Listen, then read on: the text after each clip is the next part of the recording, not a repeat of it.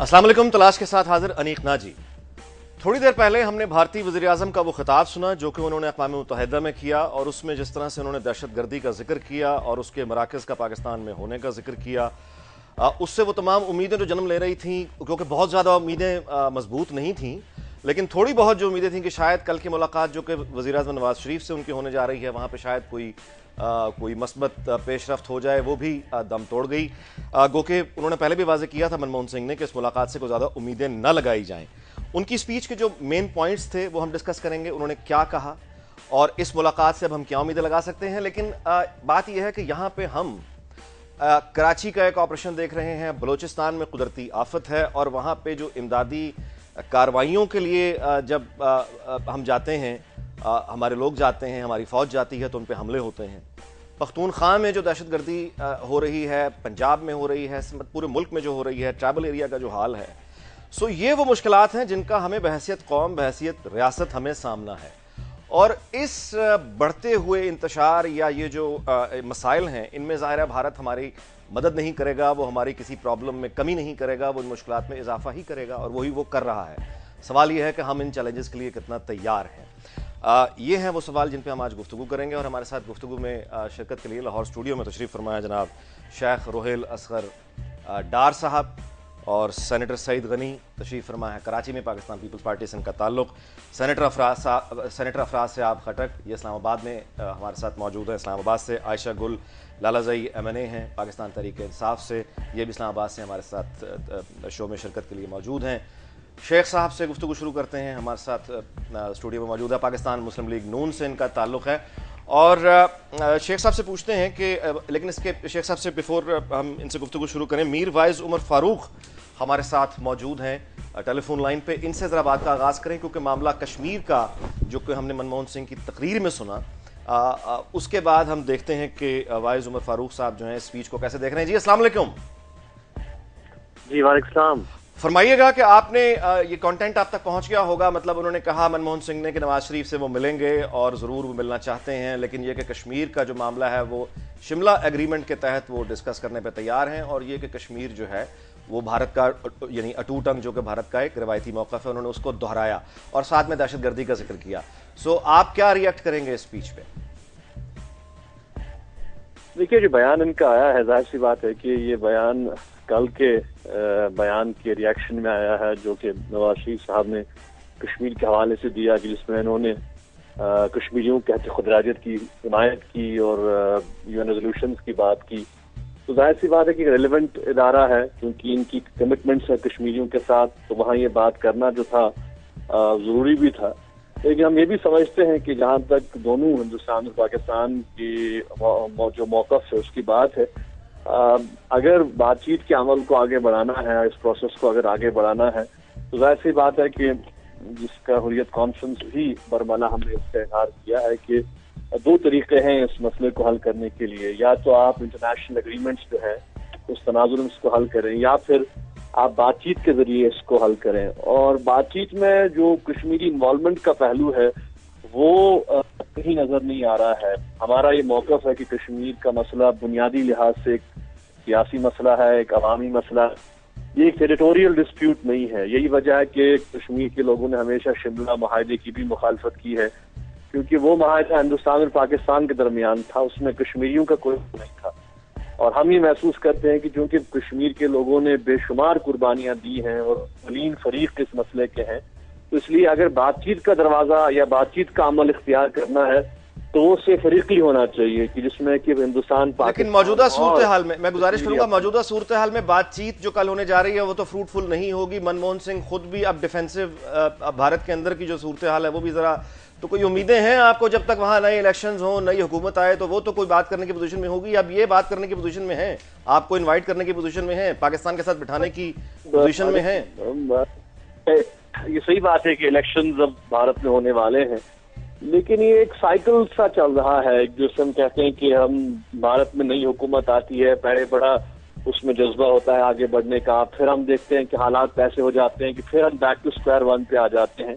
और बहुत से लोगों का शायद ये जो पहले ख्याल था कि भाई हम पहले ट्रेड की बात करें, हम पहले कल्चर की बात करें, ट्रस्ट बिल्ड करने की बात करें, तो मैं समझता हूँ कि जो 2-4 माह पहले हुआ जब सरहदों पे तनाव शुरू हो गया और हमने देखा कि एलओसी के 2 महीनों से सूरत हाल है, तो उसने भी इस हकीकत को शायद सामने ला दिया है कि जब तक कश्मीर के बुनियादी मसले को एड्रेस नहीं किया जाएगा उसमें आप बात नहीं करेंगे। इसलिए जरूरी है कि आप सीरियसली और सिंसियरली कोई चीज आगे बढ़ाएं। और हम ये महसूस कर रहे हैं कि अभी तक भारत जो है वो उसकी कश्मीर पॉलिसी कुछ वाजे नहीं है। अब यहाँ से वो टू टंग की बात करता है, वहां से कहता है कि हम पाकिस्तान के साथ एंगेज करेंगे, कश्मीर बात करेंगे, तो ये एक बहुत बड़ा डायलेमा है। और यहाँ पर अगर आप देखें अभी भी आप यानी वी आर इन एग्रीमेंट के अभी मामला जो है किसी भी तरफ आगे जाता हुआ दिखाई देता, मुश्किल नजर आता है। जी शेख साहब, मैंने आपको तारुफ में कहा कि आप शेख भी हैं, शेख रोहिल असगर डार भी मैंने कहा, इसकी वजह जो है ये हम इस ब्रेक के बाद डिस्कस करेंगे।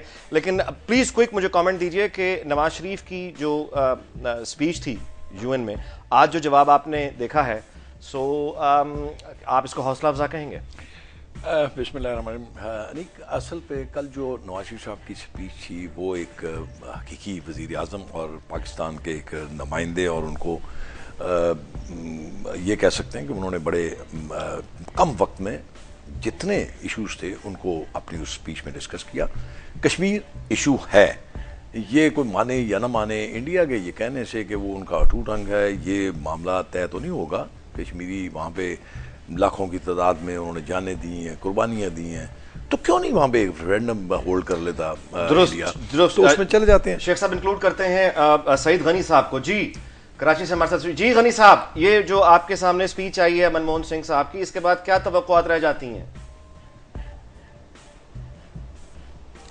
देखिए, आपने जो बात शुरू में कही, मैं समझता हूँ कि वो बात बिल्कुल दुरुस्त थी कि जब ये यूनाइटेड नेशन की जनरल असम्बली का इजलास होने जा रहा था तो उस वक्त बड़ी एक उम्मीदें थी कि शायद पाकिस्तान और भारत के वज़ीर आज़म के दरमियान जब मुलाकात होगी तो हमारे दरमियान ताल्लुकात बेहतरी की तरफ जाएंगे।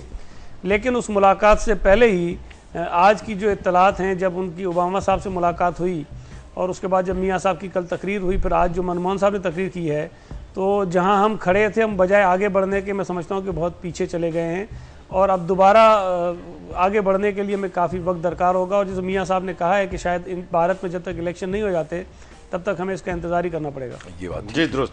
जी अफराज साहब, साहब आपको इंक्लूड करूंगा, आपका क्या कमेंट है जी मनमोहन सिंह की स्पीच पे? जी हमारे यहाँ तो पाकिस्तान और भारत में जब सरबराहों की मुलाकात होती है तो हमारे क्रिकेट मैचों की तरह लोगों की तवज्जो उस पर फोकस होती है। लेकिन मैं समझता हूँ कि ऐसे वक्त में जब भारत में इंतखाबात हो रहे हैं, कोई इस तरह की तवक्को रखना मेरा ख्याल है कि ये ज़रा खुशफहमी थी। अभी वक्त लगेगा और मैं समझता हूँ कि भारत के अंदर इंतखाबात के बाद ही कोई सूरत हाल सामने आ जाएगी। उस वक्त तक मैं नहीं समझता कि भारतीय हुकूमत जो है वो नरमी की करने की पोजीशन में होगी, क्योंकि उनको जो अंदर चैलेंज का सामना है वो काफ़ी दो मरतबा वो इक़्तिदार में आए हैं, ये दूसरा टर्म है उनका, और इसके अलावा उनको भारी अपोजिशन का सामना है। इसलिए मैं समझता हूँ कि वो हार्ड लाइन लेंगे ताकि वो पॉस्चरिंग करें और मुल्क के अंदर जो उनके यहाँ इंतखाबात हो रहे हैं उसमें कोई पोजीशन लें। मैं समझता हूँ कि ये अभी रस्मी मुलाकातें होंगी, कोई बड़ा नतीजा इससे नहीं निकल सकेगा, लेकिन ये कंटिन्यू भी रहे, जारी रहे, तो मैं समझता हूँ ये खुद बजाय खुद एक मस्बत बात होगी। आशा साहब का भी हम कमेंट इंक्लूड करेंगे ताल्लुक पाकिस्तान तहरीक इंसाफ से, लेकिन वक्त हुआ है कमर्शियल ब्रेक का। देखते रहिए दुनिया न्यूज़।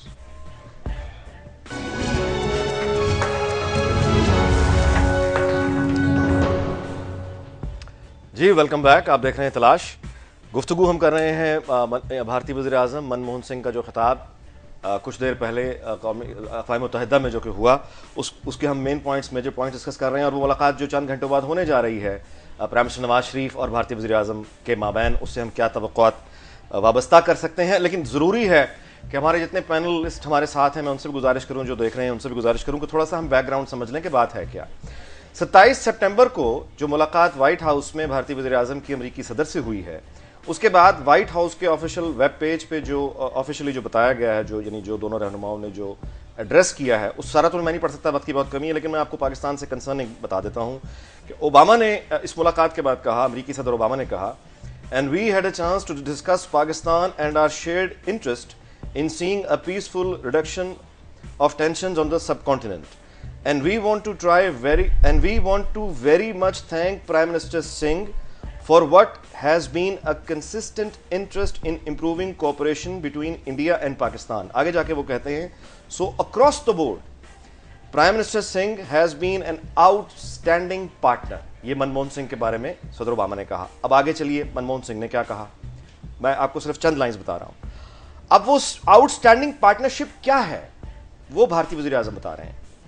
Our bilateral trade, ये मनमोहन सिंह कह रहे हैं, our bilateral trade today is $100 billion. American investments in India are $80 billion and they are growing despite the slowdown in the global economy. आगे जाके वो कहते हैं, we also discussed our relations and our approach to dealing with Afghanistan and Pakistan. I explained to President Obama the difficulties that we face given the fact that the epicenter of terror still remains focused in Pakistan, and I look forward to meeting with President Nawaz Sharif. ये white house की official page पे president Nawaz Sharif लिखा हुआ, मतलब गलत typing error वहाँ भी हो जाते हैं. और ये है वो बैकग्राउंड जो आज यूएन में मनमोहन सिंह ने कहा और फिर उन इल्ज़ामात को दोबारा दोहराया जो कि खबरों के जरिए आप तक ज़ाहिर है पहुँच चुका है. सो ये है वो बैकग्राउंड, ये है वो रिलेशनशिप. और जबकि पाकिस्तानी वज़ीर-ए-आज़म, हमारे जो वज़ीर-ए-आज़म है नवाज शरीफ, उनसे मुलाकात की है जॉन कैरी ने, और बराक ओबामा ने उनको बुलाया है मुलाकात के लिए. ये बुलाया है जी इनको 23 अक्टूबर को, यानी वो आएंगे पाकिस्तान, थोड़ा फिर दोबारा वापस जाएंगे, उनको मुलाकात के लिए वक्त नहीं मिला. सो ये है वो बैकग्राउंड. तो मैं अब गुजारिश करूंगा सईद गनी साहब से कि हमारे जो प्रॉब्लम्स हैं, हम जिनमें फंसे हुए हैं, उसके बाद ये हमारी सूरत हाल से जो ये एक नई पार्टनरशिप, स्ट्रेटेजिक पार्टनरशिप जिसका, तो क्या फैसला कुन लम्हात आ चुके हैं? यानी साहब बिल्कुल आप ठीक कह रहे हैं कि ये बहुत ही कॉम्प्लेक्स इश्यूज़ हैं और ये इतने उलझे हुए हैं आपस में कि आप सिर्फ इसको एक तनाजुर में नहीं देख सकते कि ये सिर्फ कोई अमेरिका या भारत के ताल्लुकात हैं या पाकिस्तान और भारत के ताल्लुकात हैं. इसका ताल्लुक आपको हर जगह नज़र आएगा, चाहे वो अफ़गानिस्तान हो, चाहे वो कश्मीर हो, चाहे वो बलूचिस्तान हो, चाहे वो कराची हो. और इसी तरह भारत की तरफ से भी आवाज़ें आती रहती हैं कि उनके मुल्क में जो कुछ हो रहा होता है शायद उसमें पाकिस्तान की मुदाखलत और उसमें हमारा किरदार होता है. तो इसको ठीक करने के लिए तो वो जो फरासिया साहब कह रहे थे कि इन सारी चीज़ों के बावजूद हमें बैठना चाहिए, बातें करनी चाहिए, इस पर कहीं आगे बढ़ने की कोशिश करनी चाहिए, वरना शायद इस मुश्किल से हम निकल नहीं पाएंगे. और मुझे जो सही बात है तस्लीम करनी चाहिए कि शायद भारत को भी प्रॉब्लम्स बहुत ज़्यादा हो रही होंगी, लेकिन हमारे मसाइल शायद बहुत ज़्यादा हो रहे हैं, इसलिए कि हमारे मुल्क के अंदर जो सूरत हाल पैदा हो रही है तमाम सूबों में, ख़ासतौर पर दहशतगर्दी के हवाले से, वो हमें शायद कहीं का नहीं छोड़ेगी. मुसीबत से निकलने के लिए हमें कम से कम अपने जी आशा साहब आप फरमाइएगा कि अफगानिस्तान का जब भारतीय वज़ीर-ए-आज़म ने जिक्र किया तो वो ये कहते हैं कि अफगानिस्तान में जो है बैनुल-अक़वामी बरादरी की जो प्रेजेंस है वो बड़ी ज़रूरी है. अमेरिकन विड्रॉल के बाद भी अमेरिकी सदर भी उनके साथ खड़े हैं, तो उसका मतलब फिर अफगानिस्तान और उसके साथ ये जो इल्ज़ामात आ रहे हैं दहशतगर्दी के मराकज़, आपकी पार्टी किस तरह से देखती है? चैलेंजेस कितने बड़े हैं और हमारी तैयारी क्या है? देखिए, सबसे पहले बात तो ये है कि मनमोहन सिंह साहब ने एक इलेक्शन हाइप में वो गए हैं. बीजेपी भी एक यही इलेक्शन कैंपेन में वहाँ पे लगी हुई है और उन्होंने एक कंपटीशन जो है वो एक मेरे ख्याल से हाइप क्रिएट करने से कुछ नहीं होगा. और जो एक रियलिस्टिक होना पड़ेगा, यूएन की जो रेजोल्यूशंस हैं, पहले तो मैं उसके ऊपर बात कर लूँ थोड़ा सा, कि जो यूएन के रेजोल्यूशंस हैं कश्मीरियों के ऊपर, वो कश्मीरी अवाम का एक जमहूरी हक है कि उनको एक राइट ऑफ सेल्फ डिटर्मिनेशन उनको दिया जाए. और मिरवाइज़ उमर फारूक साहब ने भी कहा, चूँकि ये प्राइमरीली मसला कश्मीरी अवाम का है, तो उनको भी मैं बिल्कुल अग्री करती हूँ उनसे कि उनको भी इस प्रोसेस का हिस्सा बनाना चाहिए. तो हाइप क्रिएट करने से कुछ नहीं होगा, रियलिस्टिक होना पड़ेगा. यूएन के रेजोल्यूशंस मौजूद हैं जिसमें इंडिया ने खुद ये कहा है कि एक प्लेबिसाइड जो है वो होना चाहिए. अब दूसरी बात यह कि पाकिस्तान और इंडिया की जहाँ तक बात है, मैं उसके ऊपर थोड़ा सा बात करना चाहूँगी कि सारे मसाइल जो हैं वो डायलॉग के ज़रिए से ही हल होंगे, क्योंकि हम मिलिट्री ऑप्शन को तो हम एग्जॉस्ट कर चुके हैं, कई दफ़ा हमारी जंगें हो चुकी हैं. ये इस खत्ते के लिए इंतहाई ज़रूरी है. सार्क 1985 में बना था, लेकिन आज तक जो है वो हम इसको यूरोपियन यूनियन या आसियान की तरह एक इकोनॉमिक जोन नहीं बना सके. बिल्कुल दुरुस्त है. तो जितना भी इसमें अफगानिस्तान भी शामिल है, इसमें अफगानिस्तान भी शामिल है. और हमने यहाँ पे सेंट्रल एशियन ममालिक हैं, उनमें जो ट्रेड के लिए जो एक बहुत बड़ा पोटेंशियल मौजूद है, जो हमारी एनर्जी रिक्वायरमेंट्स हैं, तो हमने आपस में एक म्यूचुअल रिस्पेक्ट और कोऑपरेशन से चलना होगा. एक खित्ता इसको बनाना होगा, आउटस्टैंडिंग इशूज़ को डायलॉग के ज़रिए हल करना होगा. افراز صاحب خٹک صاحب میں گزارش کروں گا آپ سے کہ کیا ہمیں افراز صاحب فرمائیے گا کہ جو وہی میرا سوال ہے کہ ہمارے جن جو آزمائشیں ہم پہ جن آزمائشوں میں ہم پھنسے ہیں اس کے ساتھ یہ بیرونی دباؤ، ہماری تیاری کیا ہے، ہماری انتظامی طاقت کیا ہے؟ جی یہ ہمارے لیے کوئی اچھی خبر نہیں ہے، کیونکہ جتنا ٹینشن یہاں جنوبی ایشیا میں بڑھے گا، ہم یعنی باہر کے چیلنجز بھی ہیں، اندر کے چیلنجز بھی ہیں، تو ہمیں تو چیلنجز کم کرنے میں ہماری دلچسپی ہونی چاہیے کہ جتنا ہم تعلقات سدھار سکتے ہوں پڑوسی ملکوں کے ساتھ اتنا ہی ہمارے حق میں ہوگا. لیکن ظاہر ہے یہ ایک طرفہ طور پر نہیں ہو سکتا، اس کے لیے دونوں طرف سے قدم بڑھایا جائے گا تو بات آگے چلے گی. لیکن میں عرض کرنا چاہتا ہوں کہ پاکستان اور بھارت کے تعلقات بدقسمتی سے بہت زیادہ ٹرانزیکشنل ہیں. یہاں کوئی ایسی پڑوسی ملکوں والی بات نہیں ہے کہ آپ گڈ ول کے لیے کچھ قدم بڑھائیں، کچھ کنسیشن دیں. یہاں یہ ہے کہ میں اگر یہ کروں گا تو آپ کیا کریں گے، پہلا سوال اس طرح سے ہوتا ہے. پھر ٹرسٹ ڈیفیشٹ بہت ہے. حال ہی میں LOC پہ جو واقعات ہوئے ہیں اس کی وجہ سے فضا مقدر ہو گئی ہے. لیکن پھر بھی میں عرض کرنا چاہوں گا کہ اس پروسیس کو چلانا جو ہے وہ بھارت اور پاکستان کے عوام کے حق میں ہے، وہ جمہوری قوتوں کے حق میں ہیں. ہمیں انتہا پسندوں کے ہاتھ میں کھیلنا نہیں چاہیے، ہمیں انتہا پسندوں کو آئسولیٹ کرنا چاہیے. اور میں سمجھتا ہوں کہ 2014 آ رہا ہے، وہاں پہ جو افغانستان میں صورتحال پیدا ہو رہی ہے، خدا نخواستہ اگر پاکستان اور انڈیا کے درمیان تعلقات میں سدھار نہیں آیا تو دونوں ممالک کی درمیان کشمکش افغانستان کو ہی پولرائز کر دے گی. لیکن پاکستان تو درمیان میں، یعنی ایک طرف سے انڈیا کی طرف سے ٹینشن ہے، دوسری طرف ٹیررسٹ یہاں پہ کھڑے ہوئے ہیں، تو ہم تو مطلب تیاری کیا؟ بالکل دیکھیں جو آپ فرما رہے ہیں مجھ سے اتفاق ہے. دیکھیے مجھے تو بہت بڑی تشویش کی بات لگتی ہے جو اندرونی صورتحال ہماری ہے. مجھے تو ایسا لگتا ہے کہ ٹیررزم جو ہے وہ پھیل رہا ہے. مجھے تو ایسا لگ رہا ہے کہ دیکھیں نا، خیبر پختونخوا کے بہت سارے علاقے اب کہلانے لگے ہیں ڈیفیکٹو فاٹا. یعنی ایک تو فاٹا ہے جہاں پہ کافی ٹیررسٹوں کے نیٹ ورکس ہیں جن کا فاٹا کے عوام سے کوئی تعلق نہیں ہے، لیکن ٹیررسٹ بہرحال ہیں. اور اسی طرح سے جو علاقے ہمارے اضلاع کے گرد ہیں، پشاور کے گرد کچھ علاقے ہیں، متنی کے ارد گرد کا علاقہ آپ دیکھ لیں، ادھر خیبر ایجنسی کی طرف سے جو علاقے لگتے ہیں، شوقدر چرسدے میں ہے، بنو کے قریب کچھ علاقے ہیں، لکی مروت اور ٹانگ کے قریب، یہ علاقے اب ڈیفیکٹو فاٹا کہلانے لگے ہیں ٹیررسٹ ایکٹیویٹیز کی وجہ سے. اور آہستہ آہستہ اسٹریٹ کی ریٹ جو ہے وہ ٹوٹ رہی ہے. دیکھیں جی میں اپنی بات مکمل کرنا چاہتا ہوں. بات یہ ہے کہ میں ریاست کی بات کر رہا ہوں، پاکستان اسٹیٹ کی بات کر رہا ہوں، پارٹیوں کی بات نہیں کر رہا. بات یہ ہے کہ جو ریاست کی اجاراداری ہوتی ہے تشدد پہ. خٹک صاحب معذرت چاہتا ہوں، وقت ہوا بریک کا. یہی بات ہم شروع کریں گے، اسی پوائنٹ سے شروع کریں گے، لیکن اس بریک کے بعد.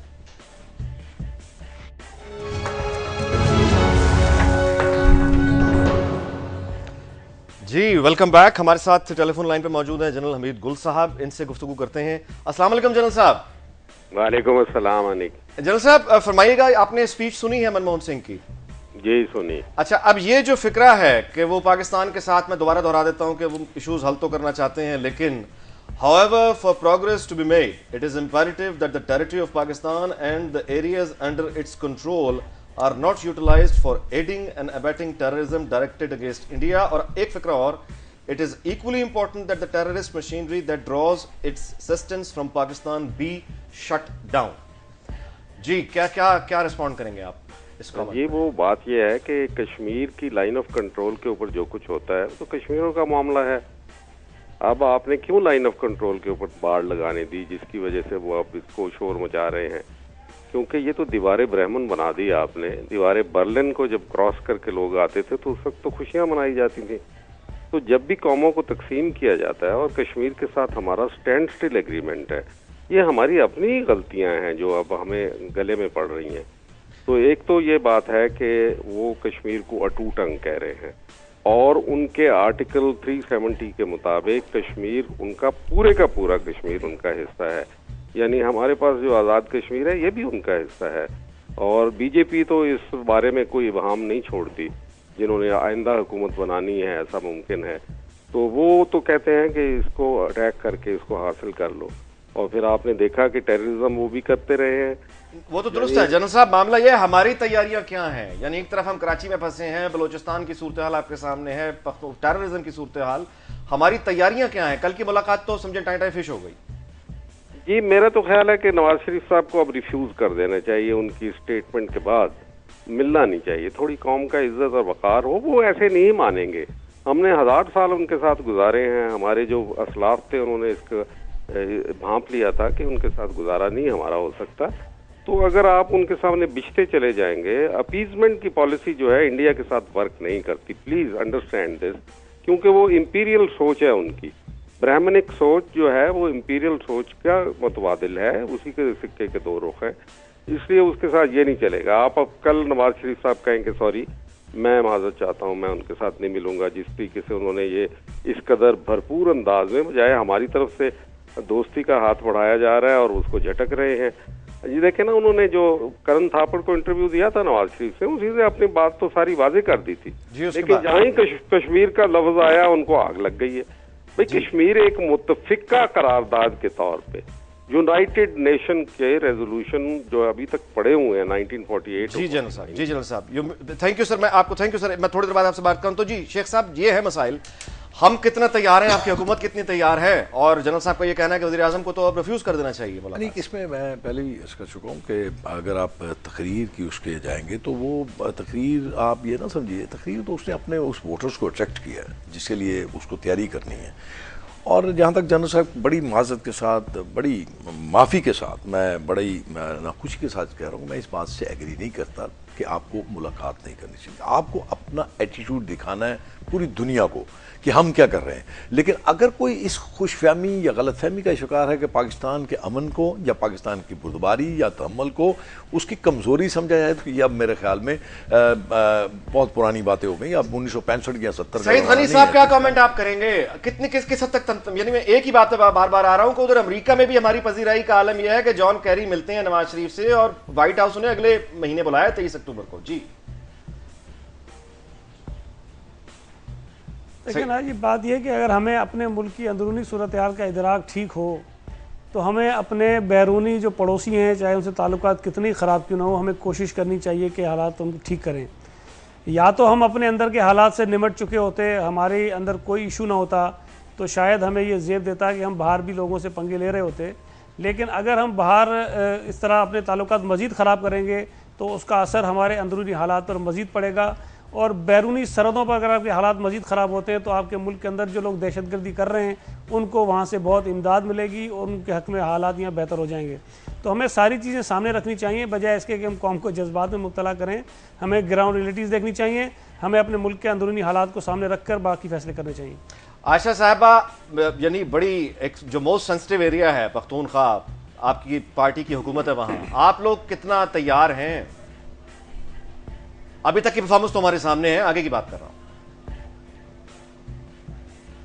کس چیز کے لیے تیار ہیں؟ سوری جی آپ اب جو چیلنجز ہیں، جو ٹیررزم کا چیلنج ہے، جو ابھی افراز صاحب نے تھوڑی دیر پہلے بات کی، ڈی فیکٹو فاٹا علاقے وجود میں آ چکے ہیں، انتظامیہ کی جو گرفت ہے بڑی لوز ہے، اوپر سے بیرونی پریشرز ہیں. کتنا آپ کی پارٹی کتنا تیار ہے؟ سب سے پہلے تو میں آپ کو یہ بتاؤں کہ یونائٹڈ اسٹیٹس اور نیٹو جو ہیں وہ تمام تر فورس استعمال کر چکے ہیں افغانستان میں، اور آج وہ جو ہے وہ ٹیبل ٹاکس کر رہے ہیں. اور عمران خان نے جب طالبان آفس کی بات کی تو سارے ملک میں ایک عجیب سی اس کو انٹرپریٹیشن دی گئی. حالانکہ جب طالبان کا آفس دوحہ میں کھلا تو اس کے اوپر پورے پاکستانی جو لیڈرز ہیں ان سب نے یہ کہا کہ یہ بڑی اچھی ایک جو ہے وہ ایک پروسیڈنگ ہوئی ہے. تو میں اس کے اوپر آتی ہوں کہ دیکھیں جب سے اس جنگ کے اندر جو روٹ کاز ہے، آپ تو سمٹمز کی بات کرتے ہیں، آپ تو آؤٹ کم کی بات کرتے ہیں، میں اس روٹ کاز کی بات کرتی ہوں کہ جب سے ہم اس وار اگینسٹ ٹیرر میں گئے ہیں جو کہ اصل میں اوریجنلی امریکہ کی جنگ تھی افغانستان میں، لیکن ہم نے اپنی پاکستانی فوج کو فاٹا کے اندر بھیجا جس نے F-16 یوز کیے، جس نے گن شپ ہیلی کاپٹرز یوز کیے، اور ہر ایجنسی میں پاکستانی فوج پر حملے نہیں ہوئے، پاکستانی فوج پر حملے نہیں ہوئے، پولیس پہ حملے نہیں ہوئے، لوگوں پہ حملے نہیں ہوئے. دیکھیں ریٹیلریٹری اٹیکس ہوئے. دیکھیں میں اس کے اوپر بات کر رہی ہوں کہ دیکھیں پوری دنیا اگر کہتی ہے یا کچھ بھی کہتی ہے ہمیں پیس ٹاکس کے اوپر جانا چاہیے پاکستان میں. تمام پولیٹیکل پارٹیز نے اے پی سی میں ایک کلیکٹیو ایک بات ہے کہ اس کے اوپر، ہاں تو میں اس کے اوپر کہہ رہی ہوں کہ دیکھیں یہ تو ایک ریزالوڈ ایشو ہے کہ اب ہم نے اس ایشو کو ہم نے حل کرنا ہے اور اس کو ٹاکس کے ذریعے حل کرنا ہے. دیکھیں طالبان جو ہیں اب اس میں بات یہ ہے آپ کا پوائنٹ یو میڈ جو پوائنٹ آپ یہ کہہ رہے ہیں دنیا کچھ بھی کہے ہمیں اپنی اس پہ چلنا چاہیے. ٹھیک ہے جی آج انٹرویو ہے جی انیک آج نیوز ویک میں آج ایک انٹرویو ہے شاہد اللہ شاہد کا جی جس اور انہوں نے یہ فرمایا ہے کہ صرف کانفیڈنس بلڈنگ کے لیے جی وہ نہیں وہ کہتے ہیں کانفیڈنس بلڈنگ کے لیے آپ کو 3 چیزیں کرنی ہے. ڈرون اٹیکس رکوا دیں, ہمارے جو ہے لوگ چھوڑ دیں, اور جو تیسرا مطالبہ وہ کرتے رہتے میرے بھی ذہن میں نہیں آ رہا. لیکن یہ کہ انہوں نے آج بھی اپنے انٹرویو میں وہی باتیں دہرائی ہیں ساری, اور وہ کہہ رہی ہے ہماری شرائط نہیں ہے, اعتماد بحال کرنا ہے اور حکومت نے یہ دکھانا ہے کہ ان کے پاس اختیارات ہیں, تو پہلے یہ 3 چیزیں کریں. اس کا جواب لیں گے شیخ صاحب سے اس بریک کے بعد.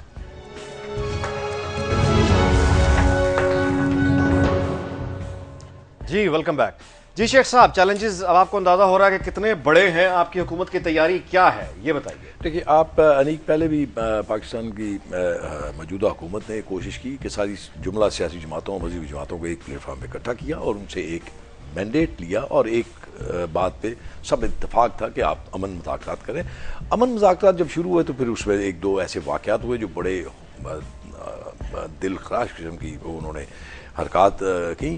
اس کے باوجود بھی اس پہ پیس ٹاکس کیے جا سکتے ہیں, لیکن پیس ٹاکس اس وقت ہوتے ہیں جب وہ آپ کے قانون کو مانے, آپ کی آئین کو مانے, تو پھر آپ پیس ٹاک کر سکتے ہیں ان کے ساتھ. اور جہاں تک جی یہ آپ طالبان کی بات کر رہے ہیں, میں طالبان کی بات کر رہا ہوں, اور جہاں تک ایک ابھی ڈسکس کر رہے تھے آپ آفس کی بات آپ نے کی اور میں نے اس کی بات اشرف صاحب نے کہا کہ آفس اس میں دیکھیں فاٹا جو ہے پاکستان کا حصہ, حالانکہ افسر صاحب نے بالکل درست بات کی کہ اس وقت عملی طور پہ تو آپ کو نظر نہیں, لیکن فاٹا پاکستان کا حصہ ہے. اگر وہ اپنا دفتر کھولنا چاہتے ہیں, کوئی سیاسی دفتر کھولنا چاہتے ہیں, کوئی اور کوئی دفتر کھولنا چاہتے ہیں, تو سرزمین پاکستان حاضر ہے وہاں پہ کھول کے پیس ٹاکس کریں. اور اس کے بعد میں ایک اور صاحب سے پوچھتے ہیں کہ وہ کیا سوچتے ہیں اس پہ. جی عمران خان کے اس بیان پہ جیسے شیخ صاحب بھی کہہ رہے ہیں کہ فاٹا میں آپ کہہ رہے ہیں شیخ صاحب جی فاٹا پاکستان کا حصہ ہے, تو وہاں پہ آپ دعوت دے رہے ہیں, یعنی پی ایم ایل این یہ کہہ رہی ہے کہ فاٹا میں طالبان کا دفتر کھلنا چاہیے, آپ یہ کہہ رہے ہیں پی ایم ایل این یہ کہہ رہی ہے آپ کی پارٹی؟ میں یہ نہیں کہہ رہا, میں تو ایک سجیشن کے طور پہ کہہ رہا ہوں کہ اگر آپ ان سے بات کرنا چاہتے ہیں, لیکن ان کا ایک نیچرلی ان کا ایک طریقہ ہے, جو طریقہ میں افسیار خٹک صاحب یہ بات کریں گے کہ ایک جرگہ سسٹم ہے جس پہ اگر کوئی اختلاف ہوتا ہے تو وہ جرگہ تشکیل کیا جاتا ہے اور جرگہ پھر اس پہ سارا معاملات پہ ڈسکس کرتا ہے. الٹیمیٹلی اگر آپ جائیں گے پیس ٹاک میں تو جرگہ ہی تشکیل دیا جائے گا اور جرگہ ہی اس معاملے کو لے اچھا اب وہ کس حد تک آپ کی بات سننے کو تیار ہیں, جبکہ نواز شریف بھی یہ کہہ چکے ہیں کہ ان کو آئین کے اندر آنا پڑا. جی افراز صاحب جو اس میں میں آخری ایک بات یہ کروں, اس میں اب میں یہ سمجھتا ہوں بہت ضروری ہے کہ پاکستان کی ساری سیاسی جماعتیں اور مذہبی جماعتیں بالخصوص ان کو ایک نقطے پہ اب کھڑا ہونا پڑے گا کہ پاکستان سب سے اہم ہے اور پاکستان کے لیے آپ سب کو مل کے اپنے ذاتی اور سیاسی اختلافات کو ختم کر کے اب ہمیں اس چیز سے نپٹنا ہے, کیونکہ یہ بہت ہی سیریس معاملہ ہے. جی افراز صاحب, عائشہ صاحب میں ایک سیکنڈ کو بات, افراز صاحب جلدی سے بتائیے کیا اب ہم فوکسڈ آپ کو نظر آتے ہیں یا اب بھی بکھرے ہوئے ہیں؟ جی ہم بدقسمتی سے بکھرے ہوئے ہیں, فکری طور پہ فکری انتشار کا شکار ہیں. جی دیکھیے ریاست کی کچھ خصوصیات ہوتی ہیں. ایک بڑی خصوصیت اس علاقے میں جہاں ریاست قائم ہے وہاں پہ تشدد پہ اس کی اجارہ داری ہوتی ہے. یہ اجارہ داری ہماری ریاست کھو چکی ہے بدقسمتی سے, اور صرف فاٹا میں نہیں اور جگہوں میں بھی یہاں پر نان اسٹیٹ ایکٹر ہیں جو تشدد کرنے کی صلاحیت رکھتے ہیں. ہم دیکھیں مالیہ اکٹھا کرنا ریاست کا کام ہوتا ہے, لیکن اب ایسے گروپ ہیں جو بتا لے رہے ہیں اور اسلام آباد میں بھی لے رہے ہیں. پشاور اور کراچی کی تو بات ہی کیا ہے. اسی طرح سے جیلوں میں ہم قیدیوں کو رکھنے کے قابل نہیں ہیں, قیدی ہمارے نکل جاتے ہیں, جیل بریکس ہو جاتی ہیں, سینکڑوں قیدی جو ہم نکل جاتے ہیں. تو ہماری ریاست چٹک رہی ہے, اس کا بھی جائزہ لینا ہوگا. روہیل اسد صاحب کی اس بات سے مجھے اتفاق ہے کہ ہمیں اکٹھے ہو کے کھڑے ہونا ہوگا, لیکن ہمیں کھڑے ہونا ہوگا, لیٹنا نہیں ہوگا, اپنی ریاست کے لیے کھڑے ہونا ہوگا, ریاست کے لیے قربانی دینی ہوگی. اتنا نہیں ڈرنا ہوگا کہ اپنی سکن بچانے کے لیے ہم ریاست کو پلیٹ میں رکھ کے دہشت گردوں کے آگے پیش کر دیں. میں سمجھتا ہوں کہ اس کی یہ بہت خطرناک بات ہے کہ اگر ہم اپیزمنٹ کریں گے دہشت گردوں کی تو اس سے وہ رکیں گے نہیں. آپ دیکھ رہے ہیں کہ ہر روز نئے واقعات ہو رہے ہیں اور ایک سے زیادہ دردناک اور خطرناک واقعات ٹریجڈیز ہو رہی ہیں. میں سمجھتا ہوں کہ دوحہ میں اگر دفتر وہاں کھلا تھا تو وہ تو امریکی فوج کو افغانستان سے نکالنا چاہتے ہیں. کیا ہم پاکستان کی فوج اور امریکی فوج کو معذرت کے ساتھ امریکنز نے اگر دفتر کھول کے دینا ہوتا تو پھر امریکنز ان کو افغانستان میں کھول کے دیتے جہاں پہ ان کی کئی صوبوں میں ان کی عملداری ہے, اور یہاں پھر واشنگٹن میں کھول کے دیتے. آپ ٹھیک فرما رہے ہیں. लेकिन देखिए ना ये कंपेरेबल नहीं है। असल में मेरा नुक्ता ये है, ये दोनों चीजें कंपेरेबल नहीं है। आयशा साहब को इंक्लूड करते हैं। जी आयशा साहब फरमाइए। सबसे बड़ी जरूरत जो है वो अमन है, और प्राइम मिनिस्टर साहब जब यूनाइटेड नेशंस में गए तो वो इस बात पे ही was unable to speak about MDGs के पाकिस्तान के उसके ऊपर क्या प्रोग्रेस है। हमारे मुल्क में जो कोई एजुकेशन का जो हमारा सिस्टम है वो बिल्कुल हमारा इंतहाई जवाल का शिकार है, और भी कुछ नहीं है तो लेकिन सबसे बड़ा मसला जो है वो हमारा अमन है। और KPK में जो हम एक एजुकेशनल इमरजेंसी हमने वहाँ पे नाफिज की है, जिसमें 1.5 लाख बच्चे चंद हफ्तों में वहाँ पे हमने एनरोल करवाए हैं।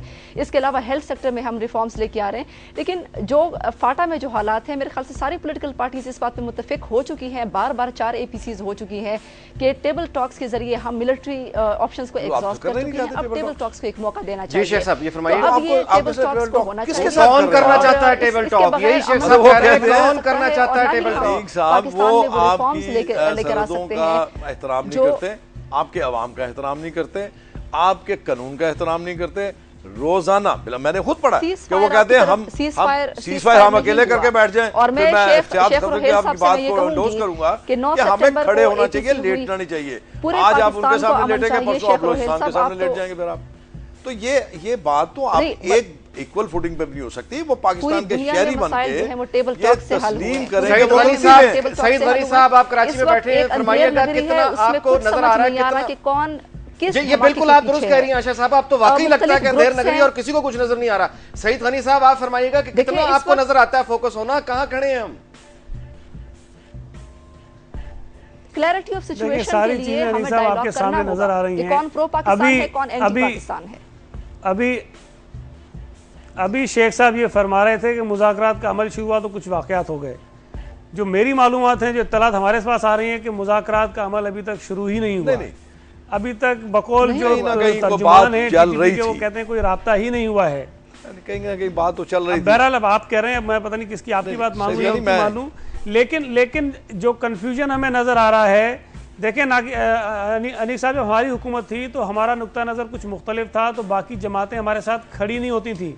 इनकी तो बड़ी खुशकिस्मती है कि जो ये चाहते हैं बाकी जमातें इनके साथ खड़ी हैं, लेकिन जो आप चाह रहे हैं उस पर कुछ 2 कदम आगे बढ़ के तो दिखाएं ना। आप कोई चीज़ सामने आ नहीं रही है, वो रोज़ाना अटैक्स करते जा रहे हैं और आप कह रहे हैं जी हमने बातचीत करनी है। भाई बातचीत करनी है तो कोई नतीजा ला के दिखाएं कि 2 महीने 3 महीने 6 महीने तक हम इंतज़ार करेंगे बातचीत के जरिए, अगर नहीं हुआ तो फिर कुछ और करेंगे।